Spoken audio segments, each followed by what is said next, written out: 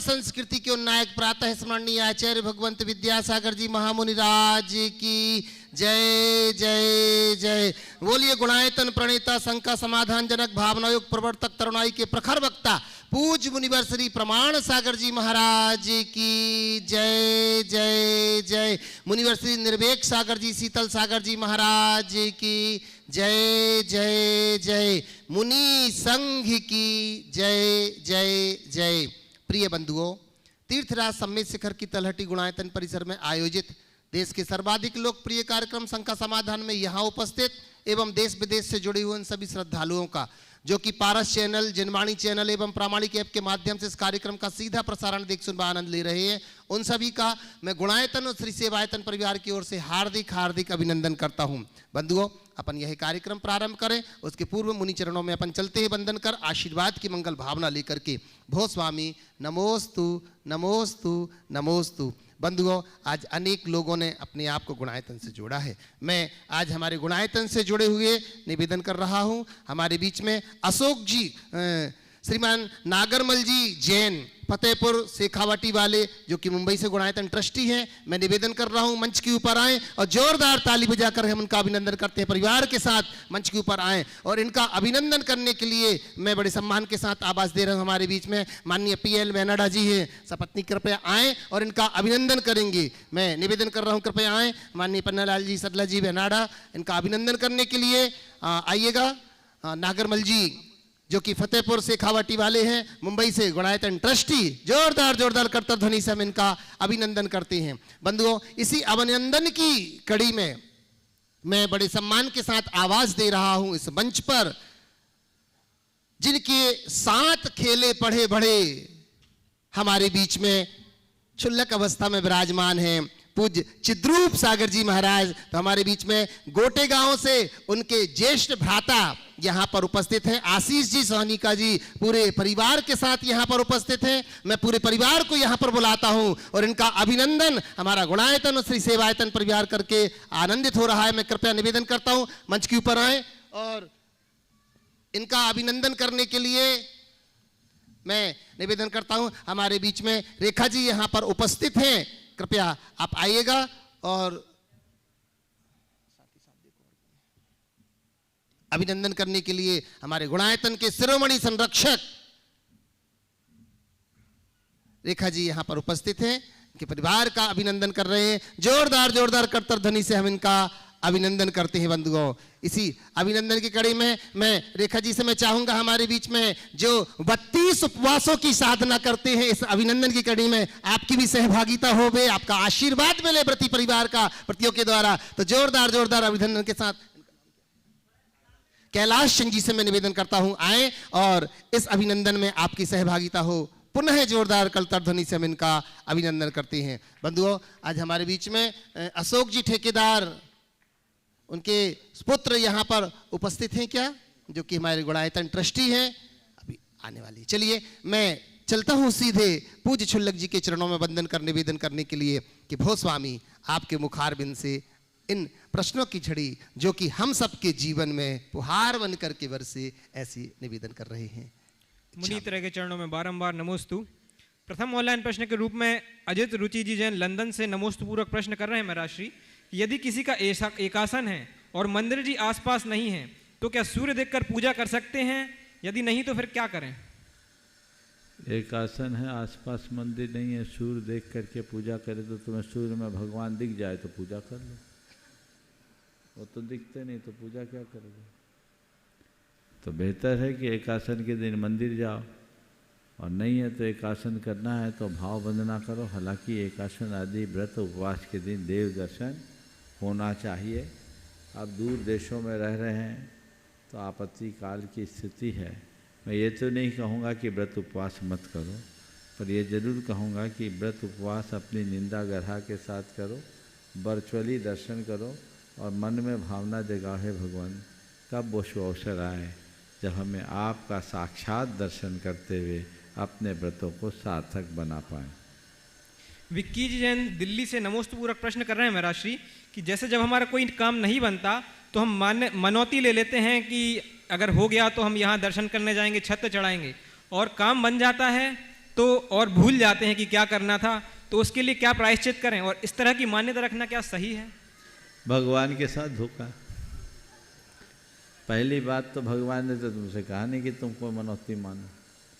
मन से तुमने मनौती मानी तो मन से ही तुम्हें अपने मनौती से को पूरा करना चाहिए। हालांकि ये दुर्बलता है। मन में कोई संकल्प लेना अलग बात है, पर इस प्रकार की साकांक्ष मान्यता रख करके मनौतियाँ मानना अच्छी बात नहीं है, और मनौती मानने के बाद भूल जाना तो और भी अच्छी बात है।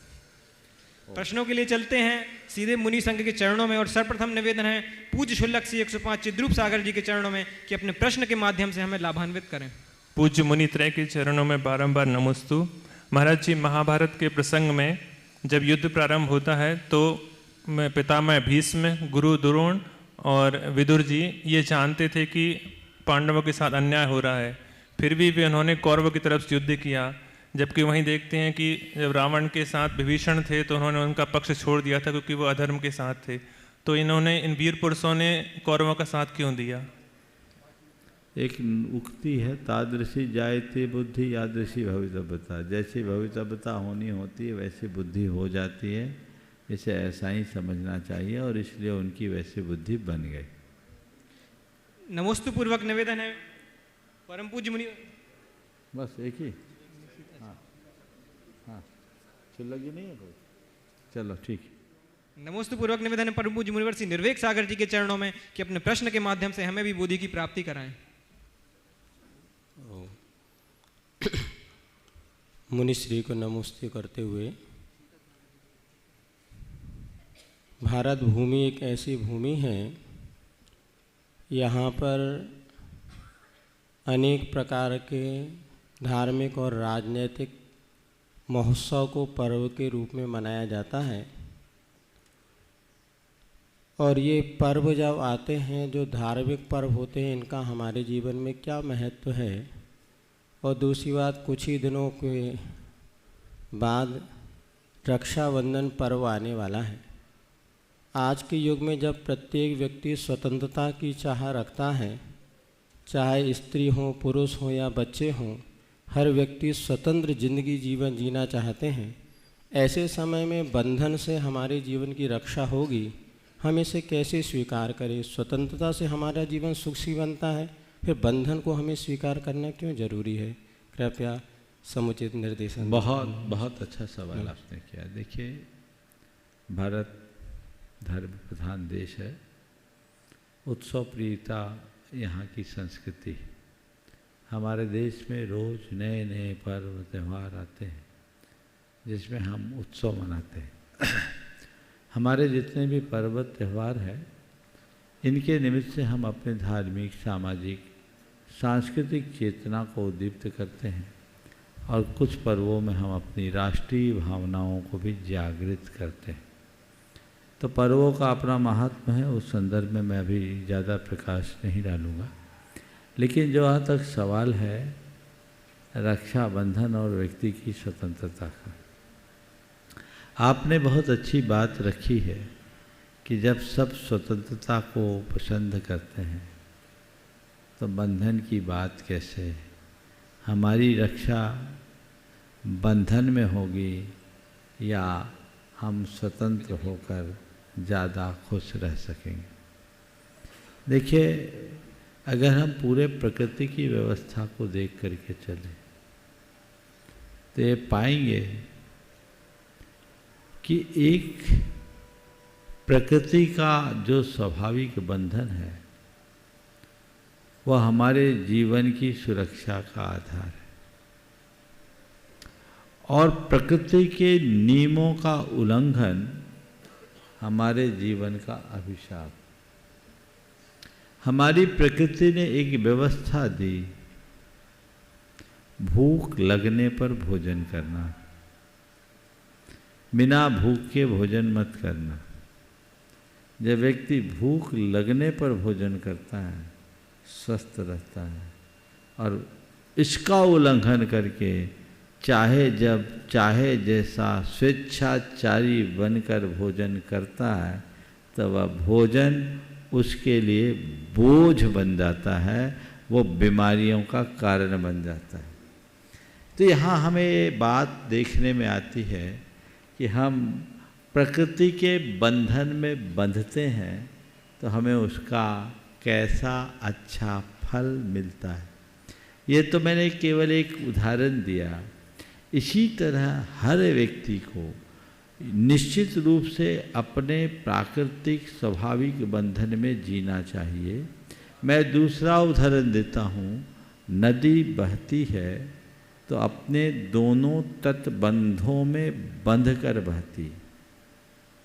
अपने दोनों कूलों और किनारों के मध्य बंधकर बहने वाली नदी सागर का दर्शन करती है और अपने क्षुद्र अस्तित्व को विराट स्वरूप प्रदान कर पाती। लेकिन यदि वही नदी अपने तटबंधों का उल्लंघन कर दे तो बाढ़ की विभीषिका बनकर विप्लवकारी बन जाती। हो गया ना। तो नदी के लिए जैसे बंधन जरूरी है, बंधन में ही नदी का जीवन है और बंधन में ही नदी का विकास।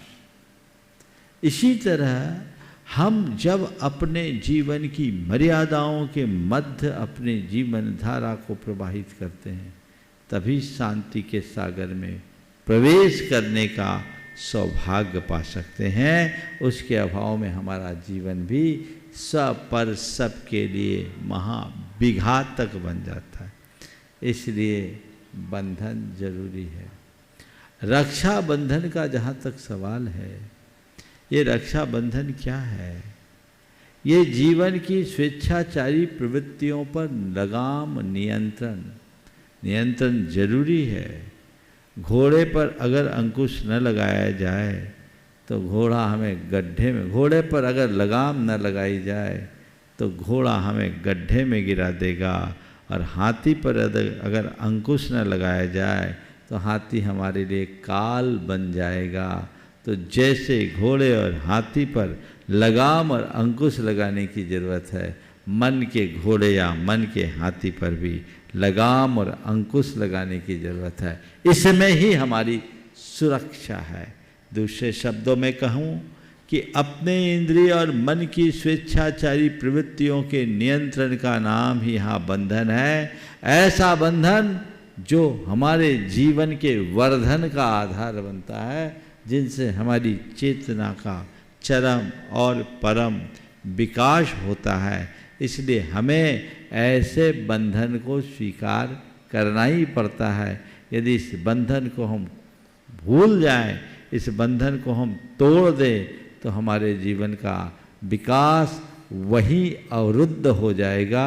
इसलिए अपने जीवन के विकास के लिए हमें बंधन रखना बहुत ज़रूरी है।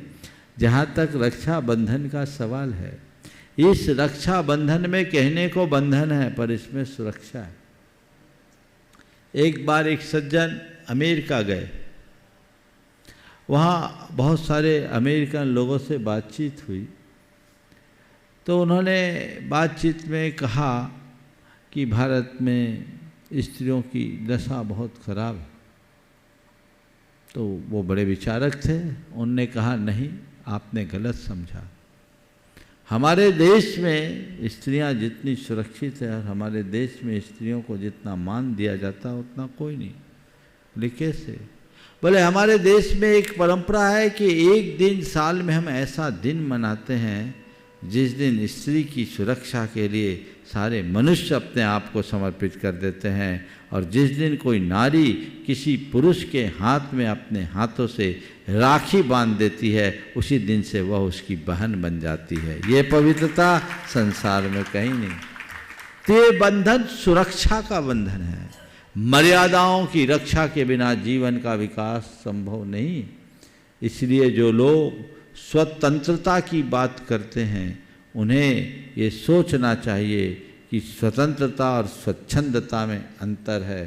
स्वतंत्रता का मतलब स्वैर विहारी या स्वेच्छाचारी जीवन नहीं। स्वतंत्रता का मतलब स्व के तंत्र यानी नियंत्रण में जीने की प्रणाली है। अपने नियंत्रण में, अपने आप पर अपना नियंत्रण रख करके चले, अपने अपने मन और इंद्रियों पर जब तक हम अंकुश नहीं लगाएंगे तब तक अपने जीवन को आगे नहीं बढ़ा पाएंगे। रक्षा बंधन में जो बंधन है वो मर्यादा का बंधन है, वो प्रतिबद्धता का बंधन है, जिसमें व्यक्ति अपने समाज, राष्ट्र, धर्म और संस्कृति सभी की सुरक्षा के लिए अपनी प्रतिबद्धता प्रकट करता है और वही हमारे जीवन को आगे बढ़ा पाता है। प्रत्यक्ष प्रश्नों और अन्य सूचनाओं के माध्यम से कार्यक्रम को आगे बढ़ाएंगे ब्रह्मचारी अशोक भैया। आइएगा बंधुओं, सौभाग्य आपके हाथों में है। साक्षात आप यहाँ विराजित हैं महाराज श्री के पावन चरणों में। आप अपनी शंकाओं को महाराज श्री के चरणों में रख सकेंगे और आपके माध्यम से पारस चैनल, जनवाणी चैनल और प्रामाणिक ऐप के माध्यम से देश और दुनिया में अपने घरों पर बैठे हुए लोग जो टीवी स्क्रीन के सामने बैठे हुए हैं उनके लिए भी आपकी शंकाओं के माध्यम से समाधान होगा, लाभ होगा। बंधुओं, हम प्रथम प्रश्न के लिए यहाँ पर आमंत्रित कर रहे हैं नीलेश जी, नेहा नगर सागर, हाँ भूसा वाले परिवार बंडा से। और उसके साथ ही आपके लिए एक बार पुनः हम बतला दें कि आने वाले आष्टानिक महापर्व में 20 से 27 नवंबर तक 108 मंडलीय सिद्धचक महामंडल विधान सिद्धों की इस पावन धरा पर संपन्न होने के लिए जा रहा है, जिसमें लगभग आधे से ज्यादा मंडलों के पुण्यार्जक परिवार यह सौभाग्य प्राप्त कर चुके हैं। आज एक और ऐसे वृत्ति श्रावक जो कि जयपुर राजस्थान से हैं, ब्रह्मचारी डीसी जैन जी जयपुर से हैं और उन्होंने गुणायतन के शिरोमणि संरक्षक भी हैं। उन्होंने एक मंडल नहीं, 2 मंडल नहीं, 3 मंडल नहीं, 4 मंडल नहीं, किंतु उन्होंने कहा हम अपने परिवार और इष्ट मित्रों को साथ में लेकर के आएंगे और उन्होंने एक साथ 5 मंडलों का पुण्यार्जन प्राप्त किया हुआ है। अभी तक आधे से ज्यादा मंडल निश्चित हो चुके हैं। हम एक बार पुनः आपका आह्वान करते हैं कि आप अंतिम समय के इंतजार में नहीं बैठिएगा। भले ही यह नवंबर में विधान होगा, लेकिन अभी 3-4 दिनों में ही 50% मंडल बुक हो चुके हैं, सुनिश्चित हो चुके हैं। आप भी अगर चाहते हैं कि हम सिद्धों की भूमि में सिद्धों की आराधना करना चाहते हैं, संस्कृत का मूल यह विधान है जिसके संपूर्ण मंत्रोच्चारण महाराज श्री के मुखारविंद से ही किए जाते हैं। यह सौभाग्य आपके हाथों में होता है। मात्र 2,11,000 रुपए की राशि में आप एक मंडल को सुनिश्चित करने का सौभाग्य प्राप्त कर सकते हैं। अब इसके बाद में नीलेश जी अपना प्रश्न रखें और आगे प्रश्न के लिए तैयार रहेंगे नरेश जी बांदरी। महाराज श्री के चरणों में बारंबार नमोस्तु नमोस्तु नमोस्तु। महाराज श्री कहते हैं दुनिया में सरल होना सबसे कठिन है, लेकिन जब जीवन में धर्म अपनाते हैं तो सरलता आती है और आने ही चाहिए। लेकिन महाराज श्री यदि अपन सरल होते हैं तो दूसरे लोग इसका अनुचित लाभ उठाते हैं, तो महाराज श्री क्या किया जाए? अगर हमारे अंदर सरलता है और लोग लाभ उठा रहे हैं तो भी हमें उसे सरलता से स्वीकार लेना चाहिए और ये सोचना चाहिए कम से कम मैं किसी के काम तो आया। अगर हमें लग रहा है कि हमारी सरलता का कोई दुरुपयोग कर रहा है, इसका मतलब हमने अपने आप को कहीं ना कहीं जटिल बना रखा। नमोस्तु महाराज श्री। नरेश जी जैन बांदरी अपना प्रश्न रखें, इसके बाद तैयार रहेंगे संतोष जैन मुर्शिदाबाद। महाराज श्री के श्री चरणों में सादर नमोस्तु। सभी मंचासीन महाराज जी के सादर चरणों में नमोस्तु। महाराज श्री, संसार कर्म सिद्धांतों पर चलता है। महाराज श्री, कर्म सिद्धांत का सभी धर्मों में क्या महत्व है? देखिए, कर्म सिद्धांत अपने आप में एक ऐसा वैज्ञानिक सिद्धांत है जो हमारे जीवन और जीवन की सभी व्यवस्थाओं को नियंत्रित और संचालित करता है। कर्म शब्द के अनेक अर्थ हैं। विभिन्न दर्शनों, धर्मों और मान्यताओं में कर्म को अलग अलग अर्थ में लिया गया है। व्याकरण की दृष्टि से जब हम कर्म की चर्चा करते हैं तो उसका अर्थ होता है यत् क्रियते तत्कर्म, जो किया जाए वो कर्म। एक परंपरा में अपने धार्मिक क्रियाकलापों को भी कर्म की संज्ञा दी गई है। जो हम सुबह से शाम तक अपने जीवन के कल्याणकारी क्रियाएं करते हैं वह भी कर्म के रूप में जाना जाता है। कुछ लोग रोज़मर्रा के ज़िंदगी में किए जाने वाले कामों को भी कर्म कहते हैं और जीवन के निर्वाह के लिए जीवकोपयोगी जो भी कार्य है उसके लिए किया गया पुरुषार्थ भी कर्म की संज्ञा पाता है। लेकिन जैन दर्शन में कर्म की एक अलग ही व्याख्या और अद्भुत व्याख्या है। जैन दर्शन के अनुसार कर्म का इन सबसे कोई संबंध नहीं। कर्म एक पृथक स्वतंत्र सत्ताभूत पदार्थ है, एक ऐसा पदार्थ जो हमारी आत्मा को परतंत्र करता है, जिसके कारण हमारी चेतना पूरी तरह प्रभावित होती है। तो वह कर्म है, और वह कर्म हमारे मन वचन काय की प्रवृत्तियों के कारण हमारी चेतना से जुड़ता है। जैन दर्शन कहता है कि संसार के प्रत्येक प्राणी अनादि से कर्म के बंधन से बंधे हुए हैं, और अनादि कर्म बंधन से बंधे हुए होने के कारण उसके मन में, वचनों में और शरीर में कई प्रकार के परिस्पंदन होते हैं, वाइब्रेशंस होते हैं। मन वचन काय की प्रवृत्तियों के निमित्त से होने वाले वाइब्रेशन के परिणाम स्वरूप हमारी आत्मा के इर्द गिर्द रहने वाले वे परमाणु जो कर्म के रूप में परिणत होने की योग्यता रखते हैं, वे सब हमारी आत्मा की ओर आकर्षित होकर हमारी आत्मा के साथ एकाकार हो जाते हैं, और आत्मा के साथ एक मेक हो जाने का नाम ही बंध कहलाता है। इस प्रकार आत्मा और कर्म का एक प्रकार का बंधन बनता है, और वही कर्म कालांतर में पककर अच्छा बुरा फल प्रदान करते हैं और हमारे अच्छे बुरे व्यक्तित्व का निर्धारण करते हैं। कुल मिलाकर हमारे द्वारा की जाने वाली अच्छी बुरी प्रवृत्ति से अच्छे बुरे कर्म का आश्रय होता है, कर्म का आगमन होता है, और वही कर्म हमारे भावी व्यक्तित्व का निर्धारण करते हैं। तो जैसा हम करते हैं वैसा हमें फल मिलता है। ये उक्ति का आधार भी यही है, जैसा करोगे वैसा भरोगे, इसके पीछे भी यही कारण है, ऐसा समझना चाहिए। संतोष जी जैन मुर्शिदाबाद से आगे तैयार रहेंगे। सभी गुरुदेव श्रेष्ठी श्री पन्ना लाल जी, सरला जी बैनाडा, आगरा। सभी गुरुदेव को मेरा अनंत बार नमस्तु। गुरुदेव, ये सत्य है कि एक चना बराबर मिट्टी में अगिनत जीव है। धरती में कितनी मिट्टी है, एक बूंद पानी में 37,000 जीव है। नदी नाला समुद्र पाताल में कितना पानी है। ये शून्य खचाखच भरा है, अति सूक्ष्म जीवों से ये शून्य कितना भयंकर बड़ा है। गुरुदेव, मुझे तो बहुत डर लगता है कि इतने सारे जीवों को मनुष्य जन्म मिलने के बाद फिर मेरा नंबर आएगा। यानी कश्मीर में एक लिखा, उसके बाद शून्य लगाते गया, लगाते लगाते कन्याकुमारी तक पहुंच गया। इतना साल भी कम पड़ता है मेरी अगली बारी आने में। गुरुदेव, मुझे तो बहुत डर लगता है। गुरुदेव, अब इस बुढ़ापे में मेरे लिए है कोई मौका जिसे हम संसार में रहकर निभा पाएँ, ताकि आगे कभी मनुष्य जन्म मिले तो आप जैसा साधु जीवन मिले। बहुत अच्छी भावना आपने प्रकट की है। काश इस बात को हर कोई आत्मसात कर सके।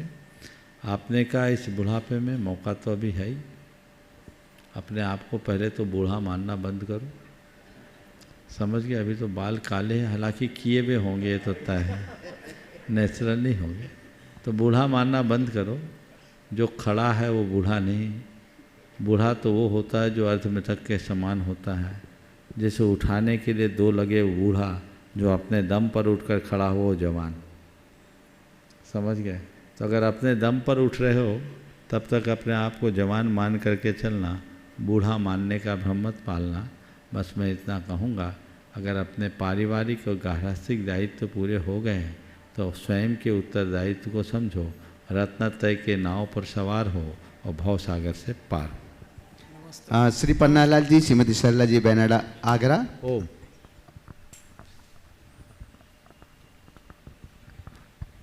नंबर के आसपास के हैं और जिनकी स्मरण शक्ति भी थोड़ी कमज़ोर हो गई है और अल्प ज्ञानी भी हैं, जिन्होंने पिछले 70 साल में कोई खास स्मरण मतलब याद नहीं किया है। तो उनको इस उम्र में चूँकि अल्प ज्ञानी है तो कुछ याद तो है नहीं, तो आगे बढ़ने के लिए किस तरह से ध्यान लगाया जाए, किस चीज़ का ध्यान लगाया जाए जो कि ध्यान की दुनिया में हम प्रवेश कर सकें? देखिए, उन्हें अब याद करने की ज़रूरत नहीं, भूलने की ज़रूरत। 70 साल की उम्र में क्या याद करोगे? सब भूल जाओ, केवल एक बात याद रखो, मैं कौन हूँ और मेरा क्या है। बस जहाँ तक ध्यान की बात है तो ध्यान की गहराई में डूबने के लिए बहुत ज़्यादा ज्ञान की ज़रूरत नहीं, बस को हम और सो हम, इस बात को ध्यान में रख लो तो हम ध्यान के चरम लक्ष्य को प्राप्त कर लेंगे। पर उस भूमिका में पहुंचने से पूर्व एक बहुत अच्छा सूत्र हम सबको दिया गया है, माँ मुझा माँ रज्जा माँ दुस्सा इत्थ नित्य अत्थे सो थिर मिच्छम मिच्छा जय चित्तम विचित्त झानप प्रसिद्धि है। यदि तुम अपने चित्त को विशिष्ट ध्यान की सिद्धि के लिए स्थिर करना चाहते हो तो इष्ट अनिष्ट पदार्थों में राग मत करो, द्वेष मत करो, मोह मत करो।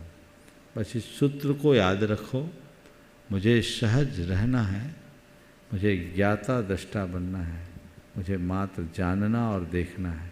यदि ये बातें हम याद रख करके चलें तो अपने जीवन को बहुत बेहतर बना सकेंगे। ओम नमस्ते। ब्रह्मचारी अशोक जी चंदेरी और इसके बाद में तैयार रहेंगे मुक्तेश जैन गंज बासोदा। गुरुवर के चरणों में बारंबार नमोस्तु। नमोस्तु मेरी शंका है, राग और मोहे दोनों एक ही है या दोनों राग और मोहे दोनों में क्या फ़र्क है गुरुवर, ये जानना चाहिए। दोनों एक ही परिवार के हैं। मोह बाप है, राग उसका बेटा है, समझ गए। मोह और राग में एक बारीक अंतर है। किसी के प्रति लगाव अथवा जुड़ाव होने का नाम राग है और किसी के पीछे पागल होने का नाम मोह। मोह में पर में आत्मबुद्धि होती है और राग में पर के प्रति जुड़ाव होता है, लगाव होता है, दोनों में अंतर। मुक्तेश जैन गंजवासोदा। आगे तैयार रहेंगे श्रीमती रेखा भूपेंद्र जी हुमर, मुंबई शिरोमणि संरक्षक गुनायतन। मुनिश्री के चरणों में कोटि कोटि नमन। नमोस्तु नमोस्तु नमोस्तु।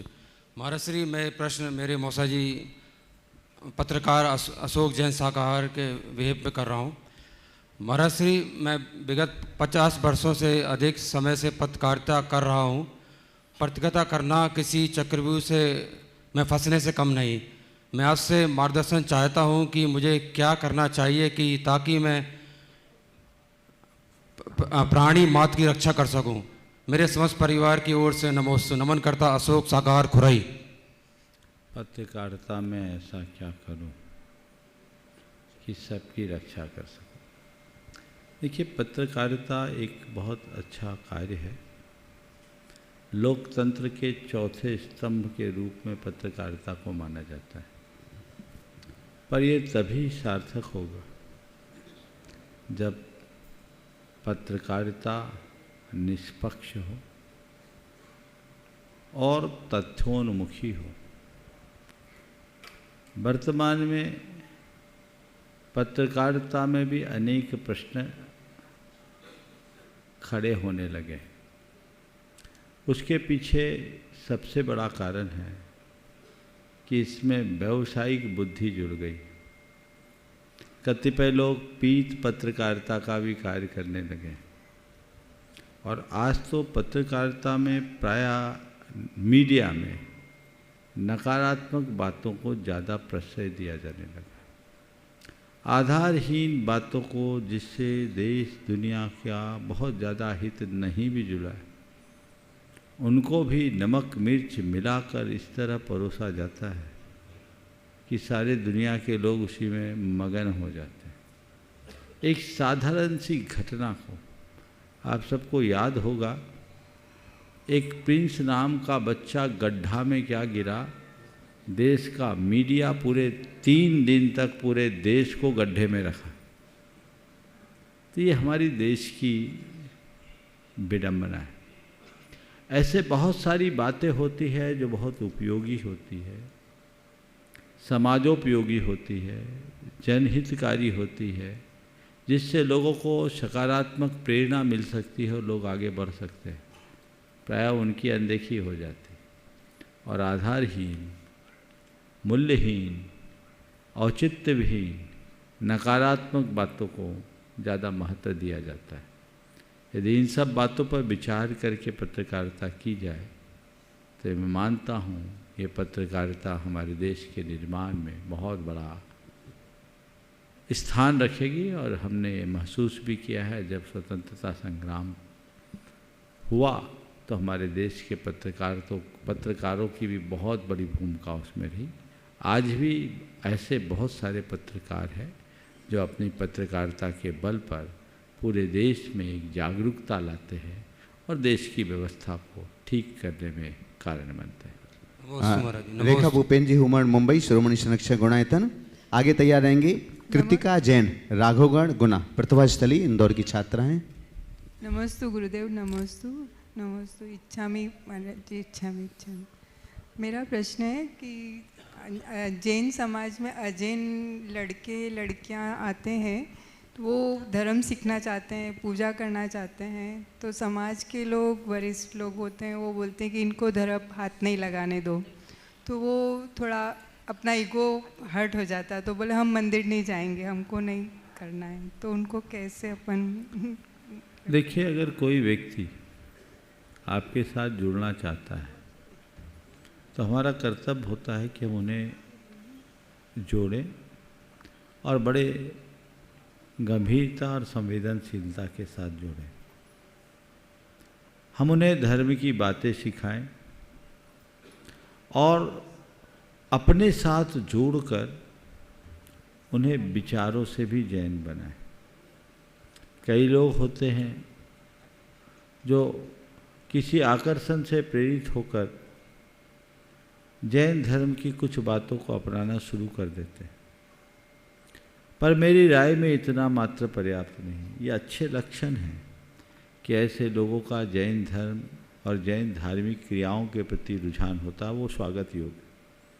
लेकिन हमें इसका लाभ उठाते हुए उनको विचारों से भी जैन बनाने का प्रयत्न करना चाहिए। उन्हें हम संस्कारित करें, उन्हें प्रेरित करें, उन्हें प्रोत्साहित करें और अपनाएं। पर हाँ, एक जगह सावधानी भी रखना चाहिए कि कई बार इस तरह की क्रियाओं को आधार बनाकर लोग इस शादी ब्याह के पीछे लग जाते हैं। तो मैं आपसे कहूँगा, शादी के लिए कोई जैन बने तो समझना खतरा है, और जैन बनने के बाद शादी करे तो समझना अच्छा है, क्योंकि वो उसमें कई बार दिखावा भी हो जाता है और उससे कई बार बड़ा बड़ा धोखा भी हो जाता है। इसलिए इन बातों पर ध्यान रखना चाहिए। जो अपना आत्महितकारी मानकर, जैन धर्म को कल्याणकारी मानकर जैन धर्म को अपनाता है, तो हमें हृदय से उसका स्वागत करना चाहिए, गले लगाना चाहिए, आगे बढ़ाना चाहिए। वो करना चाहता है, पर समाज के लोगों को अपना हाजमा बड़ा करना चाहिए और सबसे पहले ऐसे लोगों को गुरुओं के पास ले जाकर जैन धर्म के संस्कार दिलाने चाहिए। कृतिका जैन राघवगढ़ गुना से, साथ में ही शोभाजी जैन राघवगढ़, दोनों में से एक प्रश्न कर लेंगे। आगे तैयार रहेंगे सविता दीदी पिंडरी। प्रतिभा स्थली इंदौर की तरफ से एवं समस्त चौधरी परिवार की तरफ से मेरा गुरुदेव के चरणों में समस्त सादर नमोस्तु नमोस्तु नमोस्तु एवं मंचासीन विराजित सभी गुरुदेवों को मेरा नमोस्तु नमोस्तु नमोस्तु। सभी अलग जी को मेरा इच्छामी इच्छामी इच्छामी। गुरुवर, मेरी जिज्ञासा ये है कि लाइफ में कभी कभी ऐसी कंडीशंस आती हैं कि जब हम है ना डिसीज़न नहीं ले पाते हैं और उस समय हम काफ़ी डिमोटिवेट हो जाते हैं, तो हम डिमोटिवेट होने से कैसे बचें? किसी से नहीं मिल पाते और डिमोटिवेट हो जाते हैं। लाइफ में ऐसी कंडीशंस आती हैं कि जब हम डिमोटिवेट हो जाते हैं। तो पहले दो बात जोड़ी कि लाइफ में ऐसी कंडीशन आती कि हम किसी से मिल नहीं पाते तो डिमोटिवेट होते हैं। तो दो कंडीशन हुई, एक तो डिमोटिवेट होने का और एक किसी से न मिल पाने के कारण डिमोटिवेट होने का, है ना। मैं समझता हूँ तुमने अपने को केंद्र में रखकर ये सवाल किया होगा, जैसे हॉस्टल में पढ़ रहे, स्कूल में पढ़ रहे हैं, घर परिवार के लोगों से नहीं मिल पा रहे हैं, उस समय मन डिमोटिवेट अगर होता है तो अपने आप को कैसे संभालें। हो सकता है तुम्हारे साथ नहीं हो और लोगों के साथ हो, तो पहले मैं उनको मार्गदर्शन देना चाहूँगा और उसके बाद फिर तुम्हारे प्रश्न के दूसरे पहलू पर विचार करूँगा। ऐसी स्थिति में उन्हें सबसे पहले अपना लक्ष्य सामने रखना चाहिए और ये सोचना चाहिए कि मैं घर बार छोड़कर खुद यहाँ आया, मैं यहाँ आया हूँ, किस लिए आया हूँ? पढ़ाई करने के लिए आया हूँ। यही मेरा लक्ष्य है, मुझे अपना लक्ष्य पाना है। और वही व्यक्ति अपने लक्ष्य तक पहुँच पाता है जो लक्ष्य को छोड़कर बाकी सबको भूल जाता है। यदि मैं और बातों बोल दूँगा तो मेरा लक्ष्य दूर हो जाएगा। मुझे पढ़ना है तो पढ़ने के लिए आया हूँ। अगर घर परिवार को याद कर कर के मैं अपने आप को दुखी करूँगा तो पढ़ाई में मन नहीं लग पाएगा, इससे मेरा लक्ष्य मेरे हाथों से निकल जाए। इसलिए मुझे पढ़ना है तो जब पढ़ना है, बाकी चीज़ें बाद में, जब छुट्टी होगी तो मैं जाऊँगा। घर परिवार में जा कर के जब मैं पढ़ लिख करके योग्य बनूँगा तो घर परिवार के लोगों का गौरव बढ़ेगा, मेरा भी मान बढ़ेगा, सबको खुशी होगी और वही मेरे जीवन की उपलब्धि होगी। तो कुल मिलाकर जब व्यक्ति अपने लक्ष्य को अपने सामने रखता है तो इस तरह के एकाकीपन से या होम सिकनेस से जो डिमोटिवेशन होता है उससे व्यक्ति बच सकता है। अन्य समयों में भी जब कभी कोई ऐसी कंडीशन आए और मन डिमोटिवेट होने लगे तो 4 उपाय करो।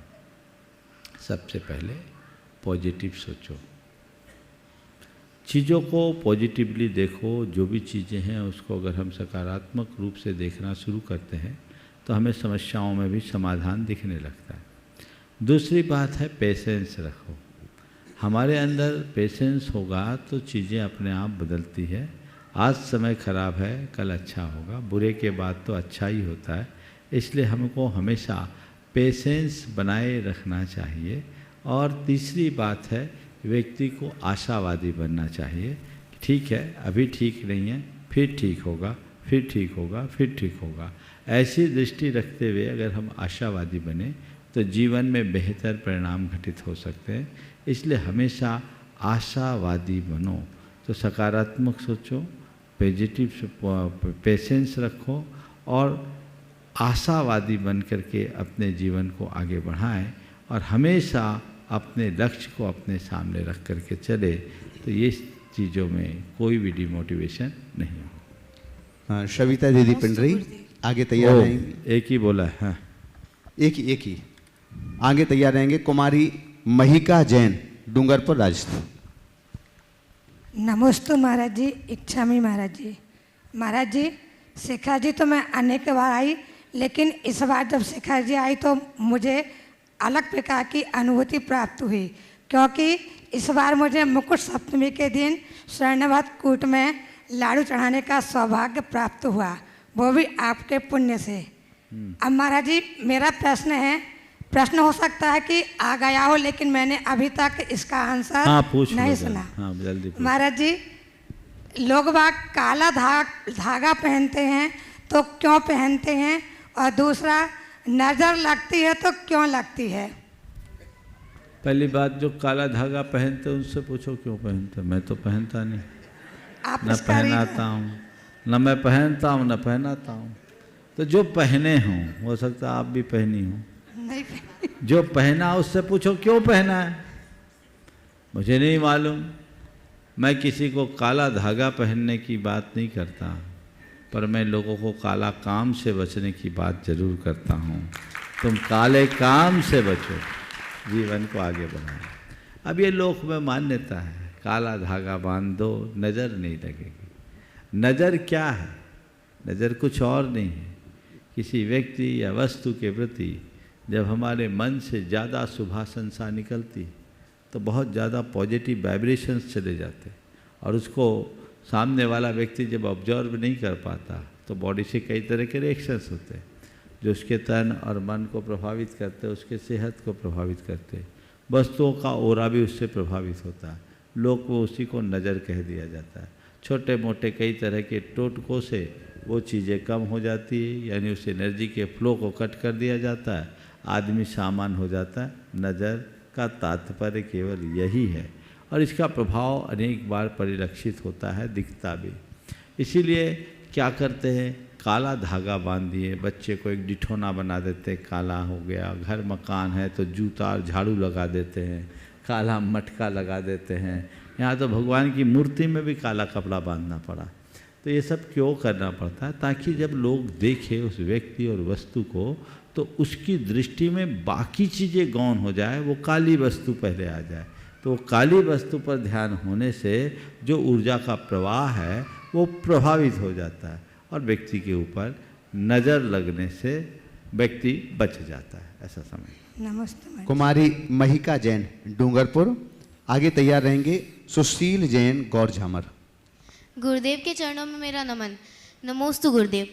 गुरुदेव, मेरा प्रश्न है कि अपने क्रोध को अपने नियंत्रण में कैसे रखें और अपन ऐसा क्या बोले कि सामने वाले को बुरा ना लगे। क्रोध को अपने नियंत्रण में कैसे रखें, अभी कुछ दिन पहले ही मैंने बहुत विस्तार से कहा है, उसको सुन लोगे तो ज़्यादा अच्छा होगा। लेकिन तुम्हें एक बहुत सरल सा उपाय बताता हूँ, जो अक्सर बताता हूँ। क्रोध को नियंत्रण में रखने के लिए क्या करो, बोध जगा के रखो, अपने विवेक को रखो। मैं कहाँ हूँ, मैं क्या कर रहा हूँ, इसका मुझे ध्यान रहना चाहिए। व्यक्ति के हृदय में अगर बोध हो तो क्रोध नहीं होता। और इससे बचने का एक सरल उपाय है, जब शांत रहें उस समय, जब क्रोध न हो, क्रोध की स्थिति में रहें उस समय अपने मन को कुछ आत्म सुझाव दो। क्या? मुझे शांत रहना है, मुझे शांत रहना है, मुझे शांत रहना है, मुझे संयम रखना है, मुझे संयम रखना है। इसको बार बार दोहराओ। जब गुस्सा आने लगेगा ना तो अंदर से आवाज़ आएगी, मुझे शांत रहना है, सब उफान शांत हो जाएगा। चलिए एक और प्रश्न है गुरुदेव। एक ही। सुशील जैन गौर झामर, आगे तैयार रहेंगे ब्रह्मचारी लालू भैया नरियावली। नमोस्तु महाराज जी, नमोस्तु। आज के इस दौर में लोग अपने हाथों पे, पीठ पे कहीं भी टैटू बनवा लेते हैं और महाराज जी लोगों की फ़ोटो बनवा लेते हैं। या क्या लोग आहार देने के पात्र हैं और क्या करें महाराज जी? अब ये आहार देने के पात्र है या नहीं, अभी तो एक सवाल आया कि किसी ने टैटू बना लिया, वो दीक्षा लेने का पात्र है कि नहीं। अब एक भाई आया, वो टैटू बनाया हुआ था, उसको मुनि दीक्षा लेनी थी। अब मेरे से सवाल किया कि महाराज, किसी ने पूछा कि ऐसा व्यक्ति दीक्षा लेने का पात्र है कि नहीं। तो मैंने कहा, जिस समय हमारे शास्त्र रचे गए उस समय ऐसे टैटू नहीं बनते थे, और मुझे लगता है कि उस समय ऐसे टैटू बनते होते तो हमारे शास्त्र में लिख दिया गया होता कि ऐसे लोग दीक्षा लेने के योग्य नहीं हैं। क्योंकि मुनि मुद्रा के साथ जब इस तरह की आकृतियाँ दिखेगी और बड़ी बड़ी आकृतियाँ दिखेगी तो बड़ा विचित्रता सा लगे। कई लोग तो पूरा शरीर ही रंग लेते हैं। ये पता नहीं कैसा फैशन चल पड़ा, अंधानुकरण है। प्रकृति ने इतना सुंदर शरीर दिया, उसको काला करके गोद गोद के बर्बाद करते। पुराने ज़माने में टैटू नहीं, गुदना था, जो केवल व्यक्ति की पहचान को स्थायी बनाए रखने के लिए अंकित किया जाता था। बहुत छोटा होता था, सांकेतिक होता था, और वो ऐसी जगह होता था जो सबको सीधे तौर पर दिखे नहीं। अब तो छाती में, पीठ में, बाहों में और पता नहीं कहाँ कहाँ। तो ये तो सब चीज़ें पागलपन का दौर है। अब आहार देने का जहाँ तक सवाल है, मैं इस विषय में क्या बोलूं, क्योंकि कभी ऐसा सवाल ही नहीं आया। पर निषेध करना तो मैं उचित नहीं समझूंगा कि ऐसे लोगों को आहार दान से वंचित कर दिया जाए। लेकिन ऐसे लोगों को खुद सोचना चाहिए कि ऐसा हम क्यों कर रहे हैं। आप लोगों को कहूँगा ज़रूर कि इन सब चीज़ों से बचो, प्रकृति सुलभ सौंदर्य का आनंद लो, इस तरह के कुकृत्यों से बचो। ये हमारे शरीर के अंगों पांगों को छेदना, भेदना, गोदना अशुभ नाम कर्म के बंध का हेतु है। आज तुम इस तरह की आकृतियों को अंकित करोगे, हो सकता है कल ऐसा पाप का उदय आए कि पूरा शरीर ही विकृत हो जाए। इसलिए ऐसी चीज़ों को कतई न तो प्रोत्साहित करना, न इनसे प्रभावित होना। मैं उन तमाम लोगों से कहूँगा जो अभी तक बचे हुए हैं, वो टैटू को प्रणाम कर दो, पर कभी करना नहीं, क्योंकि ये तो बेवकूफ़ बनाने की बात है। और टैटू शब्द का अर्थ भी थोड़ा खोजना पड़ेगा। टैटू का मतलब क्या है? हाँ, हमारा मतलब तो मुझे टैटू शब्द है, इसको खोजना पड़ेगा। बेवकूफ़ ही होगा मेरे ख्याल से, कहीं ना कहीं निकालोगे। इसको डिक्शनरी में खोजो, आप लोग गूगल में सर्च करो तो टैटू का मायना क्या होता है। कहीं बेवकूफ़ तो नहीं है, मुझे समझदारों का काम तो नहीं दिखता।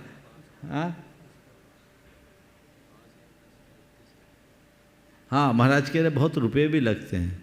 हम लोग बेवकूफ़ लोग ही अपने शरीर को खराब करने के पैसे देते हैं, समझदार लोग तो नहीं देते हैं। तो जरूर टैटू में कुछ ना कुछ रहस्य होगा, इसे खोजना चाहिए और अगर कोई को मिले तो मुझे अवगत कराना। ब्रह्मचारी लालू भैया नरियावली आगे तैयार रहेंगे। श्रीमती सुनीता जैन मुंबई। परम पूज्य मुनि श्री के चरणों में नमोस्तु। क्षुल्लक तिलक जी महाराज जी के चरणों में इच्छा में। महाराज जी, मेरी जिज्ञासा है कि यदि जीव अपनी तरफ से क्षमा भाव रखता है और किसी से क्षमा याचना भी कर लेता है, परंतु सामने वाला जो जीव है वो बैर भाव रखता है और वो ना क्षमा याचना करता है ना क्षमा करता है, तो भी हमें कर्म फल भोगना पड़ता है। देखिए, हमारे हाथ में जो है हम वो कर सकते हैं, सामने वाले के हाथ में जो हो तो हम नहीं कर सकते। हम अपनी ओर से क्षमा मांगे, सामने वाला बैर बांधे तो वो उसका है। मरुभूति के मन में कोई बैर नहीं था, कमठ के मन में बैर था, इसीलिए जी जिज्ञासा हुई है। कमठ ने उसको भोगा, जिसने बैर बांधा वो दुख भोगा और जो क्षमा रखा उसका उत्कर्ष हुआ। उसी क्षमा ने तो मरुभूति को पारसनाथ बनाया। इसलिए कभी ऐसा मत देख सोचना। कदाचित क्षमा धरने के बाद ये हो सकता है कि तुम्हें पराभव का सामना करना पड़े, पर एक बात सदैव गांठ में बांध कर रखना कि अंतिम जीत उसी की होगी जो क्षमा धारे। श्रीमती सुनीता जी मुंबई अपना प्रश्न रखें। उसके पूर्व महाराज श्री लोगों का बाहर से समाचार है, यहाँ से भी लोगों का ये मन है, क्योंकि प्रत्येक मास की पूर्णमासी को गुणायतन के मूलनायक चंद्रप्रभु भगवान की शांतिधारा संपन्न होती है और 1008 बीजाक्षर मंत्रों से युक्त रिद्धि सिद्धि वाली शांतिधारा संपन्न होती है। लेकिन इस बार रक्षाबंधन, चतुर्दशी, पूर्णिमा ये सब तिथियां गड़बड़ हैं, तो ऑनलाइन भी लोग शांतिधारा का सौभाग्य पाते हैं। यहाँ पर जो उपस्थित रहते हैं वे तो पाते ही पाते हैं। तो लोगों का ऐसा मन है कि महाराज श्री के मुखारबिंद से एक बार वह तिथि घोषित हो जाए कि किस तारीख में गुणायतन के मूलनायक अतिशयकारी चंद्रप्रभु भगवान की महाशांतिधारा संपन्न होगी। बहुत अच्छी बात पर ध्यान आकृष्ट किया। देखिए, ऐसे तो इस वर्ष रक्षाबंधन सब 30 तारीख को मना रहे हैं। हमने भी कल 30 तारीख की बात की, पर 30 तारीख की सुबह तो चतुर्दशी और 30 तारीख को चतुर्दशी के दिन आप लोगों की अन्य व्यस्तता भी है रक्षाबंधन होने की। इसलिए इस बार की शांति धारा जो पौर्णमासी की शांति धारा होती, महाशांति धारा, सहस्राम मंत्रों के माध्यम से जो होने वाली शांति धारा है, वो 31 तारीख को प्रातःकाल किया जाएगा। सभी लोग 31 तारीख को ही उसका लाभ ले सकेंगे। ये सूचना सभी को दे दी जाए। 31 तारीख को पूर्णिमा की जो शांति धारा होती है वो होगी, और जो भी उससे लाभान्वित होना चाहते हैं अपनी सुविधा अनुसार आ सकते हैं। ये ऐसी शांति धारा है जो व्यक्ति के जीवन में महान पुण्य का संचय कराते हुए उसके अनेक प्रकार के दुख संकटों के निवारण में निमित्त बनती है। जिन्हें भी लाभ लेना है ले सकते हैं। बंधु, देश और दुनिया में जो भी शंका समाधान के इस लोकप्रिय कार्यक्रम को अपने घरों पर देख रहे हैं और जो लोग यहाँ उपस्थित हैं, हम आपकी जानकारी के लिए पुनः एक बार बतला दें कि गुणायतन के मूलनायक चंद्रप्रभु भगवान की माह में एक बार शांतिधारा संपन्न होती है, पूर्णमासी के पूर्णमासी। और इस बार की शांतिधारा विशिष्ट शांतिधारा है, क्योंकि वह रक्षाबंधन की पावन वेला में आई हुई पूर्णमासी है, जहां पर 700 मुनि भगवंतों की रक्षा हुई थी। हम मुनि रक्षा दिवस के रूप में जिसे मनाते हैं, इसलिए विशिष्ट शांतिधारा संपन्न होगी। 31 अगस्त को प्रातःकाल 7 बजे से यह कार्यक्रम मूलनायक भगवान के चरणों के समीप होगा, और आप जो यहाँ उपस्थित रहेंगे वे भी शांतिधारा का सौभाग्य प्राप्त कर सकते हैं, और जो लोग इस कार्यक्रम को अपने घरों पर देख रहे हैं वे लोग भी इस शांतिधारा का सौभाग्य प्राप्त कर सकते हैं। श्रीमती सुनीता जैन मुंबई अपना प्रश्न रखें, और इसके बाद तैयार रहेंगे पुष्पा जी सौगानी जयपुर। पूज्य गुरुदेव के चरणों में बारंबार नमोस्तु नमोस्तु नमोस्तु। गुरुवर, मेरा प्रश्न आज सुबह के प्रवचन से है कि आपने आज अधीरता पे बोला था, तो मैं ये जानना चाहती हूँ कि धैर्य कैसे रखें। देखिए, बिल्कुल बहुत अच्छी बात है। अधीरता पर आज काफ़ी चर्चा हुई, और समय के अभाव में अधीरता से बचने के उपाय पर ज़्यादा प्रकाश नहीं हो पाया। आपने बहुत अच्छा सवाल किया है, धैर्य कैसे धारण करें। संक्षेप में मैं उसके 4 उपाय बताना चाहूँगा, जिसको अपनाकर हम धैर्य धारण कर सकते हैं। सबसे पहली बात है वह है कोई भी कार्य हो तो व्यक्ति उसको लेकर, उसके परिणाम को लेकर थोड़ा सकारात्मक रहे, नकारात्मकता से बचे। अगर हम सकारात्मकता को अपनाएंगे तो हमारे मन में धैर्य आएगा। जो व्यक्ति जितना पॉजिटिव होता है वो व्यक्ति उतना धीर गंभीर होता है, और जो व्यक्ति नेगेटिव होता है वो उतना अधिक अधीर होता है। दूसरी बात है कि अपने आत्मविश्वास को बढ़ाए रखने की कोशिश करें। अपना आत्मविश्वास कभी भी खंडित ना करें, इससे मन में धैर्य आता है। तीसरी बात है, कोई भी कार्य हम करने जा रहे हैं, यदि हमारे सामने स्थिति विषम हो तो ये बात अपने मन में बिठाएं, थोड़ी देर की बात है, थोड़ी देर की बात है। ये मन में धैर्य धारण करने का एक बड़ा साधन है। अभी आप खड़े होकर के सवाल कर रही हो, आपको कोई तकलीफ़ नहीं है, क्योंकि आपको मालूम है महाराज जी 2-1 मिनट में हमको फ्री कर देंगे।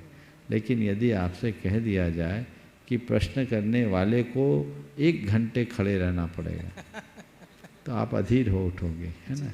तो बस जब चीज़ें हमें छोटी दिखने लगती है तो समस्याएं भी छोटी होती। थोड़ी देर की बात है ऐसा हम समझेंगे तो हम अधीरता से अपने आप को बचाने में समर्थ हो सकेंगे। और एक बहुत अच्छा रास्ता है अनुभूत प्रयोग। जो व्यक्ति अधीर है वे एक आत्म सुझाव दे, मुझे धीरज रखना है, मुझे संयम रखना है, मुझे उतावलीपन से बचने का ये बड़ा अच्छा उपाय है। तो हमेशा इनको हम ध्यान में रखें, इस आत्म सुझाव को रखें तो काफ़ी लाभ हो सकता है। और फिर एक चौथा उपाय और है इसका कि अपने द्वारा किए गए अधीरता के परिणामों को सदैव याद रखें और दूसरों के द्वारा धैर्य के बल पर की गई उपलब्धियों को अपने सामने रखें। तो ये भी हमारी अधीरता को दूर करने में कारण बन सकता है। पुष्पा जी शौगानी जयपुर आगे तैयार रहेंगे। श्रीमती वीना जी काला गया दृष्टि गुणायतन। गुरुवर के चरणों में कोटि कोटि प्रणाम। माताश्री, हम देखते हैं कि जो भी जीव जन्मता है सब अपना पाप और पुण्य साथ लेके आता है, और लेकिन हम लोग सोचते हैं इतना कि ये जीव के लिए, इसके लिए हम ये कर जाएं, इसके लिए हम ये कर जाएं। कोई भी जीव जन्मता है तो अपना पाप और पुण्य साथ लेके आता है वो। फिर भी हम देख रहे हैं कि सब लोग अपने साथ पीढ़ी के बारे में सोचते हैं। ऐसा क्यों? इसलिए क्योंकि उनको जीवन के यथार्थ का बोध नहीं होता। यदि होता तो ऐसा कुछ करते नहीं। आगाह अपनी मौत से कोई वसर नहीं, सामान 100 बरस का पल की खबर नहीं। ये बात हृदय में बैठ जाए तो सवाल ही ना। ओ नमस्ते। वीना जी काला गया ट्रस्टी गुणायतन आगे तैयार रहेंगे। सुनीता गोयल वीना। ओ परम श्रद्धेय दोनों गुरुवर के चरणों में मेरा कोटिशः नमन। क्षुल्लक जी रेलक जी चरणों में मेरा इच्छामी। मेरी जिज्ञासा यह है गुरुवर कि लोग मुझसे पूछते हैं कि श्रद्धा मीन्स क्या, भक्ति माने क्या, भक्ति क्या, नाच गाने को भक्ति कहते हैं, और विशुद्धि मीन्स क्या, और समता माने क्या। इसका श्रद्धा भक्ति विशुद्धि समता। श्रद्धा किसी को अपना इष्ट और आराध्य मानकर उसके प्रति लगाव झुकाव रखना, ये श्रद्धा है। जो अपने इष्ट के प्रति उनके गुणों के अनुराग रखना, उनके आंतरिक गुणों के प्रति अनुराग युक्त विशुद्धि रखने का नाम भक्ति है। अपने मन की निर्मल परिणति का नाम विशुद्धि है। और क्षमता इष्टानिष्ट संयोग वियोग में स्थिरता रखने का नाम क्षमता है। समय आप सबका हो गया, यहीं पर बोलिए परम पूज्य आचार्य गुरु श्री विद्यासागर जी।